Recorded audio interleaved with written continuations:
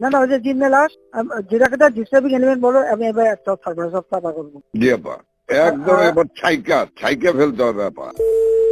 Hello hello, শোনাও আপা, বলো কি? ওই যে তালিকাটা তৈরি করতে বলছেন, একটা তালিকা তৈরি করছি, রেডি হয়ে গেছে। আমি আপনার কাছে আজকে হ্যান্ড ওভার করবো, আপনি পিএমও থেকে ফেরার সময় বুঝলে। হ্যাঁ ঠিক আছে। আর আপা আর একটা বিষয় একটু বলি, আমু ভাই 14 দলের মিটিং ডাকছে তার বাসায়, তো আমি যাব, আমাকে যেতে বলছে। যাবা? আচ্ছা যাও। জি, কারণ সেদিন তো এটা খুব আমাদের ভালো হয়েছে, ওদেরকে ইনভলভ করে যে করলাম না, নাহলে জি। মানে এটা একটা বিশাল কাজ হয়েছে আপা, এবং তাদেরকে ওই সময়টাই কাজুর কথা সিদ্ধান্ত নেওয়ায় ব্যাপারটা খুব ওভারঅল হয়ে গেছে, খুব ঐতিহাসিক ভালো কাজ হয়েছে। ওই তাদের যে একটা মেসেজ দিচ্ছে সবাইকে যে যার যা কিছু আছে সব তো বঙ্গবন্ধুর কথা এখন নকল করে। জি জি সবাই জি, মানে আন্দোলন চালায় যাও, 2 দিন কন্টিনিউ করতে পারলে আর এই গভর্নমেন্ট থাকবে না। থাকবে না। জি হ্যাঁ, এটা সে সবাইকে বলছে। এখন তো তোমার আমি একটা কথা বলি, তোমার এই যে বিহারি, তুমি আমাকে যেটা বলবো সত্যি কথা বলবো। জি বলবো। তোমার ওই মোহাম্মদপুরের যে বিহারি পড়ছিল, ওদের ভূমিকাটা কি? ওদের ভূমিকা ভালো আপা, শুধু এখানে সেন্ট্রাল কমিশনার আছে একটা, এই যে কালপিট জাতীয় পার্টির, হ্যাঁ ও একটা কালপিট, ওর সঙ্গে কয়েকটা ছেলে আছে জাতীয় পার্টির সঙ্গে, ও তো ওই এলাকার কাউন্সিলর, ওর কাছ থেকে বেনিফিট নেয়। এই ছেলে, এই গুটি কয়েক ছেলে, ধরেন 15-20টা ছেলে, তারা সব আমাদের পক্ষে ছিল। আজকে তাহলে ওরা পিক আপ করতে হবে। সেন্ট্রাল হলো সমস্ত রুট, মানে রুট অফ অল ইভিল। তাহলে ওটাকে ধরাবো, ওটাকে ধরবে। আর এছাড়া বা আমার মোহাম্মদপুরের সব ঠিক আছে, শুধু পল্লবীটা ডিস্টার্ব।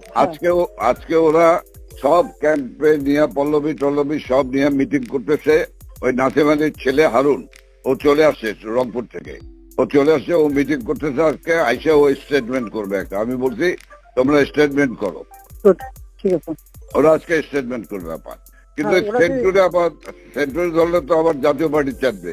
চুপ করো, জাতীয় পার্টি যেতে আমাদের কি আসে যায়? আচ্ছা, বাহ, আমার জাতীয় পার্টি আর কত দরকার নেই পার্টি। না না, ওই যে জিম্মে লাশ আমি বলে দিচ্ছি, যেটাকে ডিস্টার্বিং এলিমেন্ট বলো, আমি এবার একটা থাকবো সব সাফা করবো। জি আপা, একদম এবার ছাইকা ফেলতে হবে আপা। আমি তো বলছি ওই যে কুইল বস্তিতে সবগুলি যে ওখানে ঠুসে ওখানে থাকে, তোমার এই বিহারি বস্তিতে থাকে, আবার কিছুই নেই, সব জায়গায় একটু সার্চ করো। জি আপা, সার্চ করো। জি আপা, ব্লক রেড করতে হবে, চিরুনি অভিযান। সেটাই চলতেছে এখন, সেটা চলতেছে, কিন্তু সেই সাথে জি আপা। বাঁচতে যেমন বিনতি বাবরে বাবা। আর আমি ওইটা খবর নিয়ে আজমের কাছে খবর নিয়ে আমি আপনাকে জানাচ্ছি। শব্দ দিক থেকে নাই, হ্যাঁ তুমি আমাকে ওইটা জানাবো, এটা খুব দরকার। হ্যাঁ জি আপা। আচ্ছা জি আপা, ওই আজকে কি ঢাকায় সব জায়গায় মিছিল, কার্যকর শিথিলের সময় মিছিল করার নির্দেশ দিচ্ছেন? না, মিছিল না, যদি ওরা নামে টামে হয় আমাদেরও প্রেজেন্সটা থাকা দরকার ওইভাবে। জি, কিন্তু মিছিল কি করবে? না না না না না, মিছিল করবে না। তাহলে মহানগর থেকে নির্দেশ দিয়ে দিয়েছে সব ওয়ার্ডে সব জায়গায় মিছিল করার জন্য, তাহলে এটা বন্ধ করাই না। ওদেরকে কে বলছে মিছিল করতে? ওদেরকে মহানগর থেকে বলছে। মহানগর কে বলছে? তো মহানগরে কেউ না কেউ বলছে তো। জি জি, সেটা একটু জিজ্ঞেস করো তো। জি আমি জিজ্ঞাসা করতে, আমাকে মোহাম্মদপুর থেকে ফোন করলো, মোহাম্মদপুর আদাবর থেকে, যে আমাদের মিছিল করা অর্ডার করেছে। উত্তর থেকে ভোলার কাদের ফোন করছে। ভোলার কাদের তো আগে মিথ্যে কথা, ওর কথা কই না তো, ও খালি জি আপা, জি আপা, ওটা কেন না, ও সবসময় কিন্তু মিথ্যে কথা। আবার তাহলে আমি একটু খবর নিয়ে আমি মির্জা আজমকে জিজ্ঞাসা করি। হ্যাঁ, মির্জা কে বলছে কি, যদি ইন্টেলিজেন্স বা এদের থেকে বলা হয় সংযোগ করতে পারে যে আমাদের প্রেজেন্সটা থাকলে ওরা নামতে সাহস পাবে না, সাপোর্ট হবে। জি, এটা হতে পারে, বাট তাহলে তোমাকে ওই জিজ্ঞেস করে নিতে হবে। আমি ওদেরকে হেল্প করার জন্য হতে পারে, কিন্তু মির্জা আজমকে জিজ্ঞেস করে যে মির্জা আজমকে কে বলছে, জিজ্ঞেস করে আমার জানাও। আমি জানছি। পলাতক শেখ হাসিনা 1 বছর পরও মাটিতে নামলেন না, জনগণের মুখোমুখি হলেন না, তবে আক্রমণ চালিয়ে গেলেন ভার্চুয়ালি। প্রশ্ন উঠছে, এই কি জননেত্রীর দায়িত্বশীলতা? শেখ হাসিনার ভাষণে ছিল একগুচ্ছ হুমকি, পুরনো অভিযোগ আর বিরোধীদের দোষারোপ। কিন্তু প্রশ্ন হচ্ছে, নির্বাচন নিয়ে কোনো জবাব নেই। ডক্টর ইউনূস, সেনাবাহিনী, গণমাধ্যম সবাইকে একহাত নিলেন, অথচ নিজের দলের ভেতরের দুর্নীতি নিয়ে একটাও কথা বললেন না। তিনি দাবি করলেন দেশ উন্নয়নের পথে, কিন্তু সেই উন্নয়ন কি শুধুই ভার্চুয়াল? যেখানে জনগণ নেই, গণতন্ত্র নেই, ভোট নেই, সেখানে কিসের উন্নয়ন? 1 বছর ধরে দেশের বাইরে থেকে ভার্চুয়াল বক্তৃতা দিলেও তিনি দেশে ফিরছেন না কেন?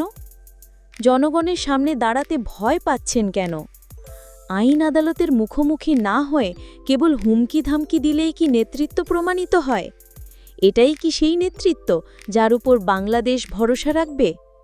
বাংলাদেশের ভবিষ্যৎ কি ভার্চুয়াল বক্তৃতায় বন্দী থাকবে, নাকি জনগণ এবার নিজেদের সিদ্ধান্ত নেবে মাঠে নেমে? আপনার মতে শেখ হাসিনার ভার্চুয়াল বক্তব্য কি বাস্তব রাজনৈতিক দায় এড়ানোর চেষ্টা, নাকি কৌশলগত পাল্টা আক্রমণ?